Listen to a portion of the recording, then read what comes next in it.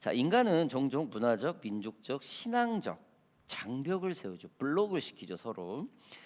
미국이라는 엄청난 큰 나라는 지금 현재 그 트럼프라는 대통령이 나오면서 강성한 나라가 되기 위해서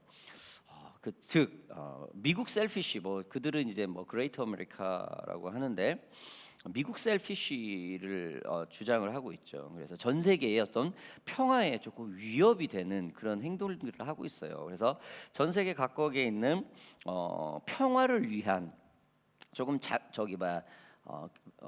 삶의 그 밸런스를 갖기 위해 위한 그런 평화 공동체, 평화 연합에서 자꾸 지금 탈퇴를 하고 있죠. 오직 미국의 이득을 위한 정치 아니면은 하지 않겠다라고 트럼프가 끊임없이 지금 주장하고 있죠. 그래서 많은 국가들이 나설 수 없는 그 no government organization NGO 단체 같은 경우들이 굉장히 지금 어려움을 겪고 있어요. 왜 그러냐면은 국가가 하지 못하는 노굿이 아니고요. 죄송합니다. 논프로핏. 죄송합니다. 네, 지금 NG라고 해가지고 그 방송용 옛날에 논프로핏이요. NGO 단체들이 굉장히 애를 먹어요. 나라에서 지원이 없기 때문에. 그래서 막 해체가 되고 있습니다. 세계 보건 기구에서 2025년 올해 지금 미국이 탈퇴를 했죠. 중국 우한에서 발생했던 코로나 사태에서 제대로 대처하지 못했다. 뭐 이렇게 미국은 그래서 우리가 여기 있을 이유가 없다 빠져버리고 또 2020년도에는 이제 일선 때죠. 물론 이제 바이든 때 다시 가입을 했지만 다시 또 지금 탈퇴를 했습니다. 파리 기후 협정에서 다시 한번 지금 탈퇴를 했어요. 또 이란 핵 합의회에서 핵을 억제돼 더 이상 늘리지 않고 다른 걸로 핵을 만들려고 그걸 포기하는 대신 다른 걸 경제적인 걸 지원을 하겠다. 그래서 지금 우크라이나가 지금 그 문제가 있죠. 지금 모든 걸 핵 탈퇴협에 사인을 해서 러시아의 핵의 60%가 우크라이나에 몰려 있었었는데 그걸 다 돌려보냈어요. 다 러시아 본토로 보냈어요. 그 92년도에 해체될 때. 그렇게 해가지고 이제 우크라이나가 굉장히 부강한 나라가 될 줄 알았는데 갑자기 미국이 이제 끊고 막 이런 사태가 벌어진 그럼 우리는 다시 핵을 가져가겠다. 막 이런 지금 주장을 하고 있죠. 그래서 그 룰을 지켜주지 않는 거예요. 정권이 바뀌었다고 해서. 아무튼 뭐 이란 핵 협의회에서 지금 빠져나가고 있고 또한 미국은 UN 인권이사회에서도 또 탈퇴를 하고 있어요. 아무래도 인권위원회에서 탈퇴를 한다는 것은 좀 휴머니스트적인 게 좀 강팍해지겠죠. 한마디로 회사에 HR이 없어지는 거하고 똑같아요. 또한 뭐 유네스코 탈퇴가 있고 전 세계 문화재 뭐 이런 부분에 대해서 자연이라 훼손이라든지 뭐 예를 들어서 광물을 캐야 되는데 유네스코에 묶여 있으면은 그게 안 되거든요. 이제 이걸 빠져나버리면은 뭐 그냥 뭐 누가 이렇게 강하게 예를 들어서 러시아 같은 나라, 북한 같은 강성한 나라가 막 이렇게 주장해서 나는 뭐 자연 다 해치면서 여기 플루톤 같은 우라늄을 파내겠다 하면 막을 방법이 없는 거야 이제. 그런 데서 다 빠져나간 거예요. 또 마지막으로 환태평양 경제동반협회에서 이제 이 태평양 지역의 평화를 위해서 이제 서로 누가 싸우면 누가 지원을 해주고 막 이런 어떤 균형을 갖는 좀 잘 사는 나라가 못 사는 나라를 좀 지원을 하고 못 사는 나라는 자기네 땅에 있는 것을 경제를 지원 자연 리소스 자원을 좀 주면서 하는 게 밸런스를 맞는 전세적으로 균형을 맞는 그런 일들을 다 빠져나가고 있어요. 요즘 우리 사회로 비교하면 지금 트럼프 행동이 뭘까요? 좀 부자인 나라가 절대 가난한 사람 이제 안 도와줘요. 내가 왜 나눠줘? 왜 내 걸 왜 뭐 입는 것도 줄 필요 없고 내가 가지고 있는 통장에 돈 줄 필요도 없고 그러는 거예요 지금. 그러니까 계속 부자가 된다는 거예요 지금. 그런 부분에서 지금 하고 있어요. 물론 이제 뭐 미국도 이유는 있더라고요. 아무튼 여러분 이처럼 전 세계에 막대한 영향력을 가진 대국 미국이 자신의 나라에 이득이 되지 않는다고 모든 평화 조직에서 빠져나가니까 이게 지금 엄청나게 흔들리고 있습니다. 그래서 전 세계가 지금 다시 한번 독일은 2차 세계대전 전범 국가죠. 일본하고 두 국가가. 그런데도 거기는 군대 증진을 못 해요. 무기를 못 만들어요. 무기를 수출할 수가 없는 나라예요. 근데 지금 막 우크라이나가 막 나오고 있죠. 독일이 우크라이나 무조건 지원한다니까 그 이유가 뭐예요? 무기 팔으려고. 이제 무기를 만들게 하는 나라가 어영부영 되려고 그러고. 그리고 또 일본 또 핵무장 얘기가 나오죠. 중국과 북한을 자꾸 자극하는데 뒤로 탁 빠져 있어요. 그래서 이제 자꾸 하면은 자기네들이 우리는 무기를 만들어도 된다라는, 일본은 이제 전범 국가가 이제, 그리고 서서히 지금 다 나오고 있어요. 지금 전 세계가 지금 다 자기네 이득을 위해서. 거기서 미국이 균형을 잡아줬는데 빠지는 거예요 지금. 아무튼 여러분, 이러한 미국의 행보로 전 세계에서 전쟁과 기근이 회복할 수 있는 그 모든 길들이 지금 확률이 낮아지고 있는 상태에서 모두가 셀피시 컨트리가 지금 되고 있어요. 이제 라헬 조엘 세대가 굉장히 더 어려워요. 우리 저 테오테이 세대 이제 보세요. 전 세계 이제 못 갑니다. 이제 이제 굉장히, 전에는 그래도 우리는 그래도 이렇게 호주도 오고 이렇게 왔다 이게 있었잖아요. 뭐 카나다 뭐 있고도 있고 미국도 있고 막 이게 좀 있었어. 유튜버들 막 다니고요. 근데 지금 이제 보세요. 이 아이들이 40대 50대들 될 때는 굉장히 강팍해져요. 굉장히 자기네 나라 이득을 위해서 막 뭐 외국인들 뭐 세금 많이 내고 그런 일들이 이제 벌어질 것 같아요. 아무튼 이러한 지금 그 선전포고가 지금 미국을 통해서 지금 이루어지고 있습니다. 전쟁을 위협을 받고 있는 나라는 너도 나도 무기를 준비하고 심지어 핵을 준비한다는 나라들이 속출하고 있습니다. 우리나라, 일본 그리고 우크라이나에까지 지금 핵에 실어야 된다는 얘기가 나오고 있어요. 어떤 최근 이번 주는 미국 어떤 곧 국방부 장관 후보가 차관 후보였나, 한국이 핵을 무장해도 된다. 왜 미군 곧 철수할 거라는 좀 그런 메시지를 좀 주고 있죠. 아무튼 핵 억제제에서 이제 미국이 빠져나간 거예요. 이제 핵 균형에 대해서. 아무튼 여러분, 좀 더 잘 사는 나라가 빈곤한 나라를 도와주는 이런 시대가 점점 끝나고 있습니다. 여러분, 좀 더 잘 사는 사람이, 좀 더 잘 사는 나라가, 좀 더 부강한 나라가 가난한 나라 도와주는 것은 이건 하나님의 뜻이에요. 하나님의 그 천지창조에 나와 있습니다. 왜 하필이면 에덴 동산에 아담과 하와를 주셨을까요? 왜? 거기는 풍족하니까. 다른 곳은 별로 풍족하지 않으니까. 온 만 땅이 다 풍족했으면 왜 굳이 에덴 동산에 가서 살으라고 그래? 그렇지 않아요. 분명히 특별한 곳이 있어요. 잘 사는 나라도 분명히 특별하게 잘 사는 나라가 있다라는 거예요. 그럼 좀 나눠줘야 된다라는 거예요. 그렇죠? 우리 크리스천도 마찬가지죠. 우리가 이웃을 보고, 왜 우리처럼 가난한 교회가 1년에 두어 번씩 아울리지를 해서 믿지 않는 사람들 초청을 해서 지금 다 자비량으로 돈을 좀 써가면서 뭐 야유회도 가고 크리스마스 파티도 하고, 왜 그렇게 해요? 하나님이 부어 주셨잖아 우리에게. 이게 어떻게든 늘 우리가 빈곤한 것 같아도 이만큼 살고 있고, 그렇죠? 그러니까 조금 더 로컬 교회가 가지고 있는 곳에 좀 이렇게 좀 우리가 좀 플로잉을 하는 그런 의미죠. 하나님의 뜻을 찾고자 하는 그런 의미죠. 아무튼 여러분, 사람은 자신의 것만을 챙기게 되면은요 굉장히 강팍해집니다. 싸움을 하게 돼요. 자신의 것만을 찾았던 사람은 더 찾게 되어 있습니다. 사람은 자신만 생각하는 이기적인 삶을 살게 되면은 그 삶이 유순하지 못하고 굉장히 사나워집니다. 나눠 먹을지 모른다는 거죠. 우리가 아는 인류 최초 첫 살인 사건인 가인과 아벨의 살해 사건 이유만 보아도, 가인이 하나님이 자신의 제사를 받지 않는다고 동생을 그냥 살해해버리는 사건이에요. 이기적인 거예요.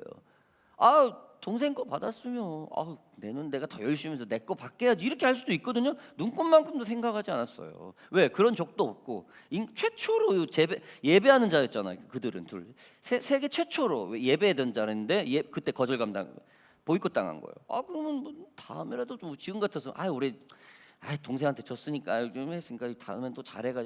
그렇지 않았다는, 곧바로 그냥 없애버렸어요. 쟤만 없으면 하나님이 내 예배 받았는데. 어떤 자기만 생각하면 이런 일들이 벌어져요. 굉장히 사나워진다라는 것이죠. 여러분, 이처럼 서로의 교제를 기피하고 도움과 나눔이 없는, 인정 없는 삶은 복음이 전해지는 것을 굉장히 가로막게 됩니다. 뭐 우리가 여유 있어서 나눠 먹습니까? 우리가 뭐 차고 넘쳐서 나눠 먹습니까? 그렇지 않아요. 그렇죠? 우리가 이만큼 먹을 거 조금 띄어가지고 나눠 먹잖아요. 그렇지 않아요? 우리가 뭐 이렇게 쓰고 남고 이게 아니고 뭐 아니에요. 우리 먹을 거 좀 조금 한 숟갈 덜 먹는다고 해서 조금 내가 먹는 거 뭐 헌금을 띄고 11조를 띄고 조금 뛴다 해서 죽지 않아요. 그래서 우리가 지금 떼는 거거든요. 나누는 거거든요. 여러분, 유대인들은 오랜 기간 동안 이방인들과 교제를 피하면서 자신들만의 하나님한테 선택받은 백성이라고 선민 사상에 젖어 있던 민족들이었어요. 하지만 하나님은 지금 오늘 사도행전 10장을 통해서 그 장벽을 허무시고 복음이 모든 민족에게로 연다는 선전포고를 하고 있는 겁니다. 오늘 본문은 베드로가 고넬료의 집에서 복음을 전하는 사건이죠. 답은 딱 나왔어요. 결국에는 유대인이 이방인에게 세례를 주는 거예요. 딱 저번 주나 이번 주 똑같아요. 지금 저번 주는 고넬료 스토리였고 이번 주는 베드로 스토리입니다. 여러분, 우리가 지난주에 고넬료가 성령의 음성을 듣는 그 사건을 보면서 구원받을 만한 믿음이 그에게 있었기에 하나님이 이방인이었지만 그를 택하셨다라는 사실을 우리는 배웠습니다. 고넬료는 로마인이었고 이방인이었죠. 전혀 예수를 받아들일 이유가 눈꼽만큼도 없었던 사람입니다. 왜? 유대인들도 예수를 안 받아들이는 입장이었으니까요. 그가 유대인인 베드로를 만나야 한다는 이 하나님의 음성, 말도 안 되는 하나님의 음성을 듣게 되었죠. 그래서 그는 베드로 또한 베드로 또한 같은 비슷한 시기에 하나님의 음성을 듣죠. 하나님의 환상을 보죠. 누구요? 굉장히 자기가 하지 않는 것, 평생 유대인이 하지 말아야 될 그런 환상을 보게 되죠. 4발 달린 짐승을 먹어라, 쪽 달린 일단 잡아 먹어라. 막 유대인이 지켜야 되는 걸 깨는 그런 환상을 보게 되죠. 이 사건은 초대교회가 유대인을 넘어 이방 세계로 복음을 확장하는 중요한 전환점이 됩니다. 베드로가 도대체 어떠한 환상을 보고 반응을 했는지 함께 살펴봅시다. 9절부터 14절까지 제가 한번 좀 빠르게 읽을게요. 이튿날 그들이 길을 가다가 그 성에 가까이 갔을 그때에 베드로가 기도하려고 지붕에 올라가니 그 시각은 제6시더라. 그가 시장하여 먹고자 하매 사람들이 준비할 때에 황홀한 중에 하늘이 열리며 한 그릇이 내려오는 것을 보니 큰 보자기 같고 내 귀에 매어 땅에 들이웠더라. 그 안에는 땅에 있는 각종 4발 가진 짐승과 기는 것과 공중이 나는 것들이 있더라. 또 소리가 이르되 베드로야 일어나 잡아 먹어라 하거늘 베드로가 이르되 주여 그럴 수 없나이다. 속되고 깨끗하지 아니한 것을 내가 결코 먹지 아니하였나이다 한대. 여러분 뭡니까? 편견이죠. 베드로는 어떤 신앙이에요? 베드로는 모태신앙입니다. 모태신앙자예요. 태어나면서부터 하나님을 믿던 사람입니다. 우리처럼 말이죠. 모든 그 삶이 유대인의 삶에 몸이 배어있던 사람이다. 여러분 베드로가 기도하는 중에 하늘에서 내려온 그 보자기를 보게 됩니다. 그 안에는 각종 4발 달린 짐승과 기는 것과 공중의 새들이 있었습니다. 그때에 하나님이 말씀을 하시죠. 베드로야 일어나 잡아 먹어라. 그러나 베드로는 버릇하죠. 그 환상 중에서도 거부를 해요. 몸에 배어 있기 때문에. 왜 우리 꿈에 가끔 우리 한국 사람들 그런 사람들 꿈에 막 돼지 꿈을 꿨는데 뭐 이렇게 탁 잡지도 못하고 그걸 놓쳤다 막 이런 얘기 우리가 종종 들은 적이 있죠. 이제 그거는 이제 내가 현실만 같아서 딱 그렇게 잡는데 베드로는 환상을 봤는데 몸에 배어 있어요. 환상 중에도 꿈에서도 어떤 상황에서도 유대인이 하지 말아야 될 것을 과감하게 거부한다. 현실에서 거부가 아니라 그냥 어떤 환상 중에서도 이거를 거부할 수 있는 게 몸에 배어 있던 사람이에요. 주여 그럴 수 없습니다. 속되고 깨끗하지 아니한 것을 내가 결코 먹지 아니하였나이다. 여러분 이것은 단순한 음식 문제가 아니었죠. 베드로는 유대 율법에 따라 부정한 음식을 먹을 수 없다고 생각했지만 하나님은 이렇게 말을 하죠. 하나님께서 깨끗하게 하신 것을 내가 속되다 하지 말라. 뭡니까? 예수 그리스도죠. 말로는 예수 그리스도가 구원자라고 우리를 위해 십자가에 못 박혀 죽으셨다라고 했는데 몸과 행동은 뭡니까? 예수를 메시아로 거부한 유대인들과 똑같아요. 지금도 유대인들은 메시아가 올 거라고 생각을 하죠. 베드로는 지금 누굽니까? 예수님을 증거하는 히로예요. 최고 롤모델이 되는 사람인데 그 사람은 말과 행동이 좀 틀리는 경우가 벌어지는 거예요. 그거를 지금 말을 하고 있는 거예요. 하나님이 깨끗하게 하신 것을 속되게 하지 말라.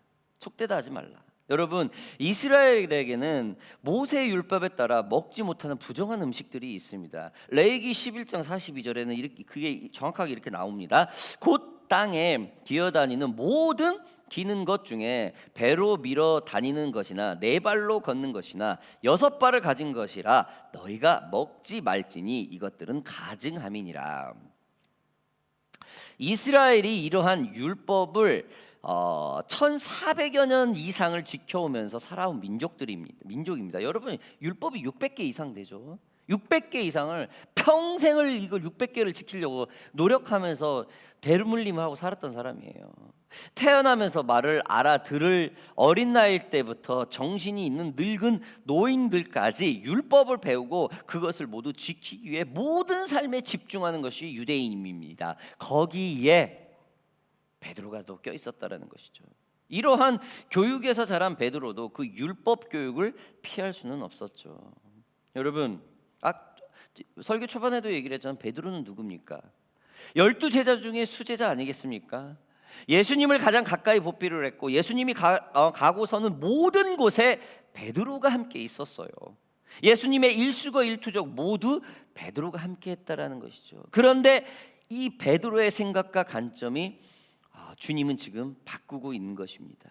난생 처음으로 부정한 음식이 눈앞에 한꺼번에 있는 거죠. 베드로는 아마 부정한 음식 그 근처에도 안 갔겠죠.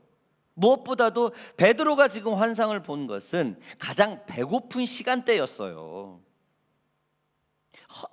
그가 시장하여 먹고자 할 때 그때 기도했다라는 거예요. 우리로 따지면 일 끝나고 한 5시 정도?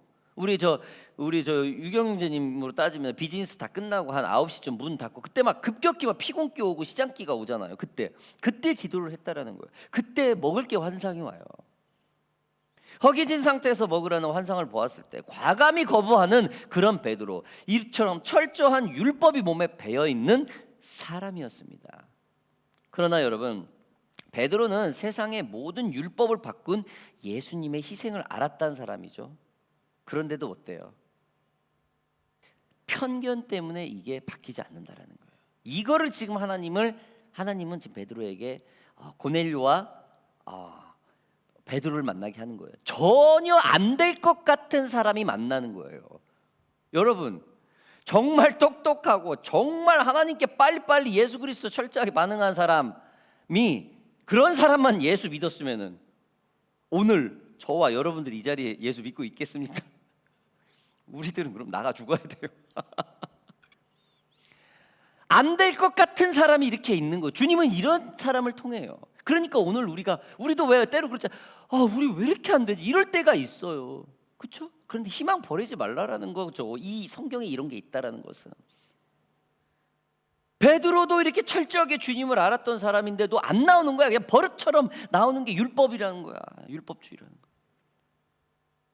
여러분, 낙심하지 마십시오. 우리 안에 가지고 있는 게 그래요. 교육이 편견이 될 수 있어요. 그러나 용기 잃지 마세요. 오늘의 잘못이 내일의 복음 생활에 발목을 잡을 수 없기 때문입니다. 여러분, 편견은 우리의 말과 행동이 분리되는 결과를 낳게 된다고 저는 생각을 합니다. 모든 민족에게 예수님이 세례를 주고 제자를 삼으라는 그 주님의 명령을 기억하면서 그 주님을 증거하고 행동으로 나오는 것이 있고 안 되는 것이 있다라는 것을 보여주기 위해, 우리가 다 잘할 수 없다라는 것을 보여주기 위해 오늘 말씀을 우리에게 준다고 저는 생각을 합니다. 여러분, 편견이라는 것은 아직 해보지 않은 것을 내가 미리 스스로 결론이나 결과를 내어버리는 경솔한 짓이라고 저는 생각을 합니다.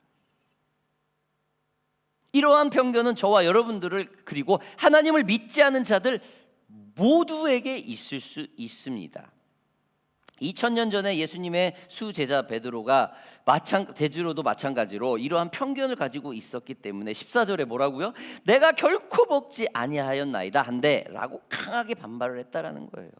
여러분, 이렇게 반발을 했던 베드로가 성령의 말씀에 또 순종을 해요. 또 아무리 내가 말도 안 되는 지난날의 행동을 했어도 지금 혹시라도 그 음성을 강하게 들었다면 순종하는 저와 여러분들이 되기를 바랍니다. 15절 좀 볼까요? 또 두 번째 소리가 있으되 하나님께서 이 깨끗하게 하신 것을 내가 속되다 하지 말라 하더라. 괜찮다, 먹어라.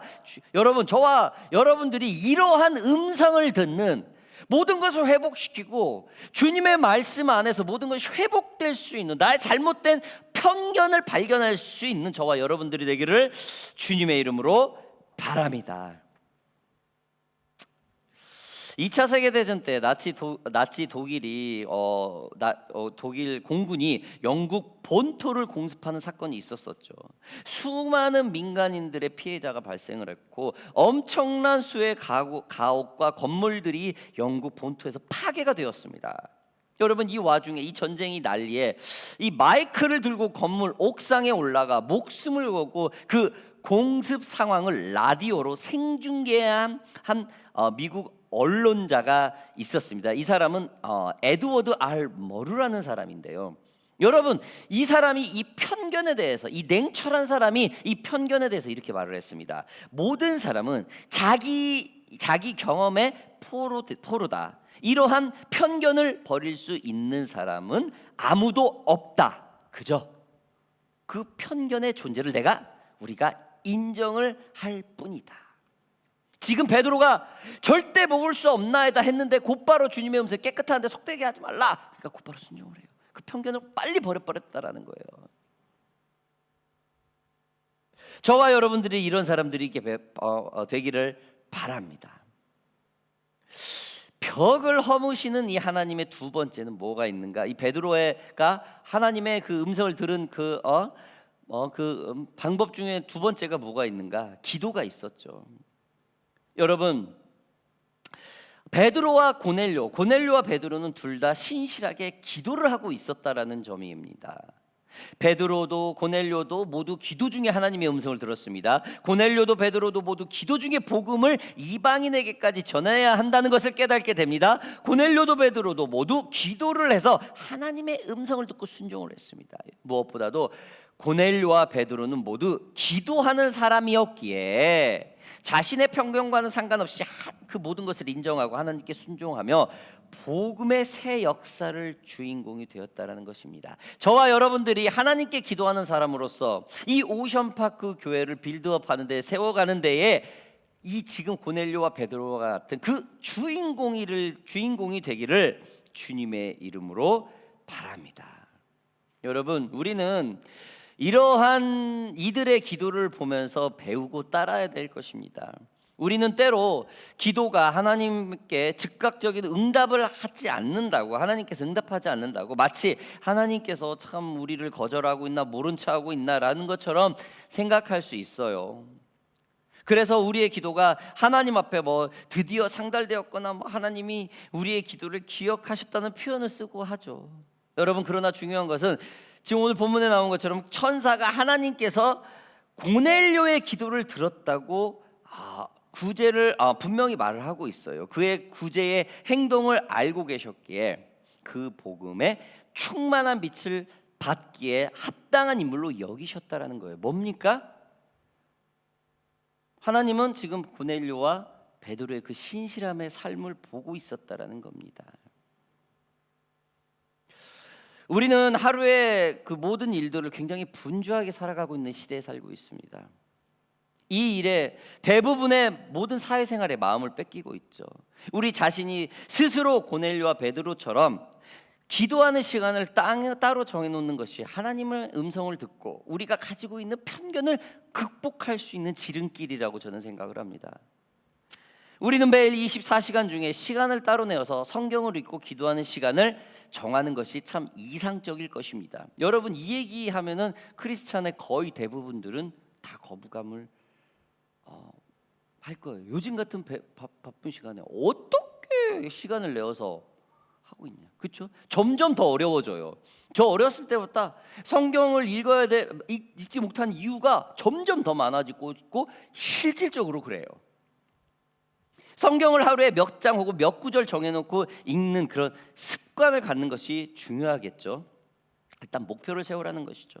바쁜 생활 속에서 여러분 많은 관계 속에 성경을 정해놓고 읽는다는 것은 쉽지 않습니다. 그러나 여러분 그만큼 바쁜 와중에 뭐가 있죠, 여러분? 요즘에는 오디오 바이블도 있어요. 우리는 또 운전을 많이 하죠. 얼마든지 할 수 있어요. 저 또한 하루 일과가 있기 때문에 요즘에 이제 뭐 강도사고시 준비를 해야 되니까 어떻게 합니까? 더 빨리 일어나는 방법밖에 없어요. 더 빨리 일어나는 방법밖에. 5시 반에 일어났는데 이제 안 돼. 조금 더 해야 되니까 3시 반, 4시에 일어나야 돼요. 방법이 없어요. 방법이 없어. 조금 더 일어나야 돼요. 그리고 외울 거를 또 다 녹음을 해놓고 계속 들어요. 이거 공부하느라고 운동을 포기할 수 없고 말씀을 포기할 수 없잖아요. 어떻게 할 수가 없어요. 시간은 정해져 있고 루틴은 다 잡아놨고 어떻게 합니까? 운전하면서 최하지 아침에 40-50분 걸리니까요. 여번까지 계속 들어야 돼요. 그 방법밖에 없어요. 여러분 성경 읽고 하는 거 이것도 마찬가지입니다. 앉아가지고 보면은 너무 힘들어요. 그렇죠? 여러분 기도하기 어렵습니까? 저는 기도의 그 시작을 어떻게 말을 하냐면은 이 파장 형식의 기도를 가장 많이 권해요. 제가 제자 훈련을 시키고 청년들을 사역하고 했을 때도 기도를 어떻게 합니까? 라는 질문을 잘 많이 해요. 어떻게 해요? 왜 제가 중보기도 리더할 때도 마찬가지예요. 중보기도를 한 10년을 했어요. 전 세계를 놓고. 어떻게 하냐? 뭐 중보기도 막 열렬히 막 그렇게 기도하는 아니에요. 물론 그것도 대단한 기도 중에 하나겠지만 그렇지 않습니다. 하나님이 받는 기도는 뭡니까? 순수한 기도죠. 전 그래서 가장 먼저 첫 번째 권면하는 게 파장 형식의 기도예요. 잔잔한 호수에 돌을 던지면 파장이 일어나죠. 작게, 그 다음에 작게, 또 작게. 이 파장 형식이 일어나죠. 우리도 기도가 이처럼 처음에는 내 자신과 하나님과의 관계, 그 다음에는 우리 가족과, 그 다음에 우리 교회 가족들, 그리고 나의 일터와 그 직원들, 그리고 나라와 민족, 그리고 정치, 전 세계 유정자들을 위해서 기도하는 그 파장 형식의 기도 말입니다. 여러분 이거 디테일하게 처음에 못해도 돼요. 그냥 한마디씩만 해주면 돼요. 왜? 그 기도 안에 내 자신과 하나님과의 관계, 그 다음에 우리 가족, 우리 교회, 우리 민족, 우리 나라, 전 세계 다 들어있거든요. 여러분 우리는 이처럼 베드로의 모습과 같이 보면서 베드로와 고넬료의 모습을 보면서 시간을 정해놓고 할 수 있는 기도가 필요할 것입니다. 운전을 할 때나 내가 잠깐 있을 때나 여러분 참 비교를 하면은 우리가 저도 마찬가지 컴퓨터나 전화기 보는 시간 그거 하루에 1시간 이상 다 웹 서핑을 그렇게 많이 해요. 그렇죠? 그거 빼고 성경 읽으라고 누가 디미로 된다면은 꼼짝 못 해요. 그죠? 시간이 없어서 바빠서 성경을 못 읽는단 말 정말 핑계가 될 수밖에 없는 그런 상황이 됩니다. 여기서 자유로울 수 있는 크리스천이 몇이나 될까요? 사랑하는 오션파크 교회 성도 여러분들, 오늘 베드로와 고넬료를 통해서 하나님이 가지고 있는 이 모든 복음의 장벽을 넘는 것을 우리가 보았습니다. 저와 여러분들은 올해 교회 부흥을 꿈꿔요. 참 이게 부담이 안 됐으면 좋겠어요. 좀 거룩한 부담은 참 스스로 하는 부담이거든요. 요즘에 우리 인중전 사님이 거룩한 부담을 가지고 있죠.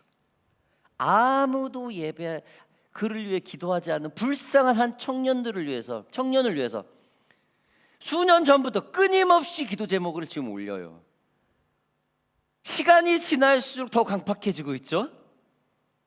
기도를 하면 좀 어떻게 좀 역사가 있고 그래야 되는데 점점 더 예수를 거부하고 있죠. 그런데도 끊임없이 그 청년의 기도 제목을 지금 나누고 있어요. 그게 바로 거룩한 부담 아니겠습니까?